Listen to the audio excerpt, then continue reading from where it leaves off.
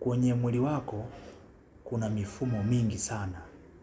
Kuna mifumo ya upumuaji, kuna mifumo ya mmeng'enyo wa chakula, kuna mifumo sijui ya ukojoaji, kuna mifumo ya kwenye ngozi, kuna mifumo ya moyo na misuli yake, kuna wengine mifumo ya mifupa.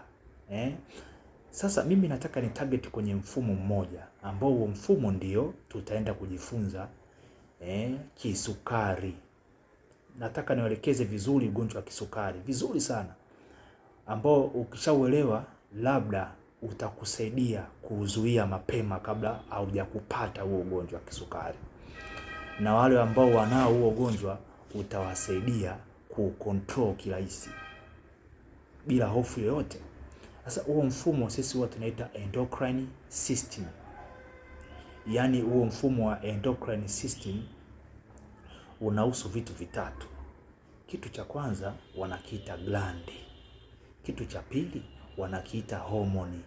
Na kitu cha tatu wanakiita enzymes. Wala sisikutishe, ni rahisi tu, simple. Ukisikia mtu anakuambia glandi, kwa Kiswahili ndio tunaita tezi. Ukisikia mtu anakuambia homoni, kwa Kiswahili nahisi ndio itakuwa hiyo homoni. Ukisikia mtu anakuambia enzymes ni kama enzyme ni kama unavyoona mate. Usiona mate ya kwenye mdomo wako au jasho au machozi. Yaani enzymes ni zile zipo nje ya kwenye, ambazo hazichangamani na damu. Zipo nje ya kwenye mwili wako, au kama zikiwa ndani ya kwenye mwili wako hazichangamani na damu. Hiyo ndio inaitwa nini? Inaitwa enzymes. Wala usiogope, simple like that. Sasa hiyo mfumo wa endocrine system, hiyo glandi huwa zipo kwenye mwili. Glandi ni nyama ndogo sana, afu ni laini kwelikweli. Yaani hata ukisema kwamba uiminye na kucha, hiyo nyama inapasuka tu. Yaani easy, nyama laini na ipo sensitive sana. Ikiguswa ipo very very sensitive. Sasa hiyo nyama huwa inafanya kazi moja, aidha mawili. Sasa yaani inafanya kazi mbili. Kazi ya kwanza inatoa homoni. Alafu kazi ya pili vile vile inatoa enzymes. Lakini sio kila glandi itatoa homoni na enzymes. Kuna glandi maalum ambazo zinatoa enzymes na kuna glandi maalum ambazo zinazotoa nini? Zinazotoa homoni. Alafu kuna glandi maalum ambayo inaweza ikatoa homoni na enzymes kwa wakati mmoja. Hapo simu inaelewa vizuri. Sasa glandi zinazotoa, labda mfano salivary gland ambazo zipo hapo chini kidogo ya kwenye ipo chini kidogo kwenye shingo yako, ipo juu kidogo kwenye shingo yako, inaitwa salivary gland. Huwa inatoa enzymes, haitoi hormone, inatoa enzymes, ambayo enzyme ndo nini? Ndo mate. Sawa. Na kuna nyingine glandi ipo chini ya ngozi, inatoa nini? Inatoa jasho. Na kuna glandi ipo ndani ya kwenye mwili wako kwenye tumbo, ndio inaitwaje? Inaitwa pancreas gland au kongosho. Huwa nayo inatoa nini? Inatoa enzymes. Inatoa enzyme kutoka hapo kwenye pancreas, kwa sababu pancreas ipo nje kidogo ya tumbo, ambayo hiyo pancreas inatoa hiyo homoni. Hiyo homoni inatoa hiyo enzymes, ambayo hiyo enzymes inaenda nini? Kuvunja chakula kwenye tumbo. Umeelewa kidogo hapo? Sasa hiyo ndo enzyme. Alafu kuna glandi zinazotoa homoni. Labda zile glandi, labda kwenye kichwa chako kuna glandi za pituitary zinatoa homoni. Zinatoa homoni ambazo hazitoki nje, yani sio enzymes, ni homoni ambazo zinachangamana kwenye damu. Sasa nataka nielezee hapo glandi zinazotoa homoni.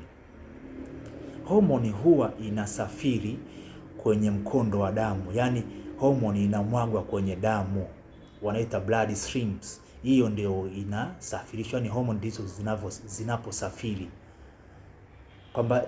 Kwamba sasa hiyo homoni, yani homoni ni kemikali tu ya kawaida, ni kemikali tu ambayo hiyo kemikali inakuwa na taarifa, inakuwa na maelekezo kwamba hiyo glandi, labda mfano pituitary glandi, inavyoachia homoni kwenye damu, hiyo homoni huwa inasafiri kwenye damu kuelekea kwenye sehemu inayohusika, yani kwenye target.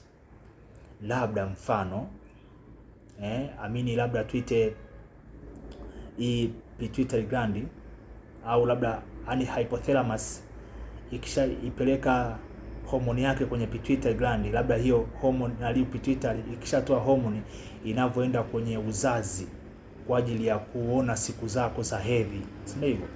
Kwamba hiyo homoni haiendi sehemu nyingine yoyote kwenye gland nyingine. Hiyo gland inaitwaje? Ovary gland. Yani homoni inayotoka kwenye pituitary haidondoki sehemu yoyote ile, inakuwa na maelekezo, bwana wewe nenda kwenye pituitary gland, yani nenda kwenye gland nyingine. Na huyo gland mwingine umwambiaje? aanze kumtoa estrogen hormone. Umeelewa paka hapo? Yani hiyo taarifa ikishaenda kwenye ovary gland, yani kwamba hiyo taarifa iliyotoka kwenye pituitary gland ikishafika kwenye ovary gland ya kwenye uzazi, hiyo taarifa inaenda ikishapokelewa na hiyo ovary gland, inamwambia bwana wewe ovary gland, pituitary kanaambia toa estrogen hormone.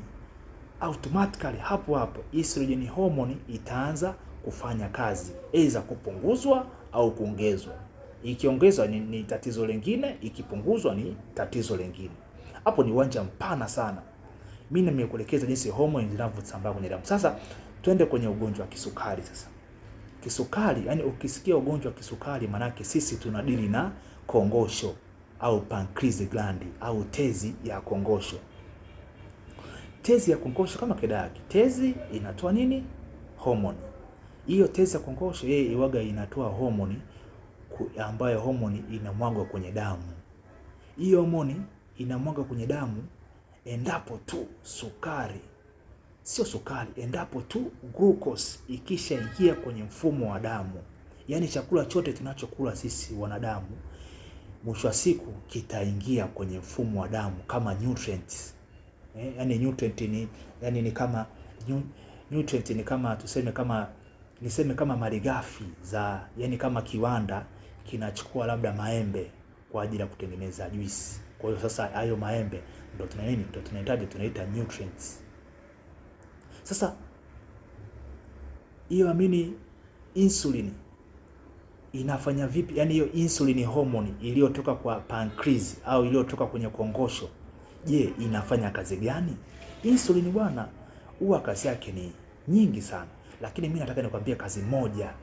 Yani sio nyingi sana, yani kazi yake ni moja tu. Washumu kazi yake ni moja ili nisiwachanganye. Kazi yake ni moja tu, kuchukua sukari. Sio sukari, inaitwa glucose. Na nitakwambia kwa nini inaitwa glucose, sio sukari. Inachukuliwa glucose kwenda wapi? Kwenda kwenye ndani ya seli. Sasa mtu atataka kuniuliza seli maana yake nini? Seli yani ni kama maduara ambazo hizo seli zimechanganyika na damu. Yani ukisikia mtu kamwaga damu, yani ukiona damu ipo chini, kwenye hiyo damu kuna nutrient yani ndo kuna vyakula vipo kwenye damu tayari vinasubiri kufanya kazi. Kuna mafuta kwenye seli, yani kwenye damu inaomwagika chini, unaona sasa hivi ni kuna seli, kuna vyakula, kuna mafuta, kuna homoni, kuna madini kama calcium, makorokoro kibao, lakini kimoja hapo kwenye damu wanakiita nini? Wanakiita seli. Seli ni nini? Seli huwa zinafanya kazi, yani seli ni viduara ambavyo vinajirundika kwenye sehemu fulani kwa ajili ya kufanya kazi maalum, ambayo hiyo kazi inashabiana na mifumo ya kwenye mwili wako, kwamba seli ndiyo inayoratibu mifumo ya kwenye mwili wako. Mifumo ya upumuaji utazikuta seli maalum zinazofanya kazi ya upumuaji. Unavyoona kuna seli za kwenye macho zinafanya kazi maalum za kuona tu. Unavyosikia kuna seli zinafanya kazi ya kusikia tu. Unavyofikiri au ninavyong'amua maneno hapa, kuna seli za kwenye ubongo. Hizo hazipatikana sehemu nyingine, zinapatikana wapi? Kwenye ubongo tu, kwa ajili ya kufikiri na kuwaza na kutenda.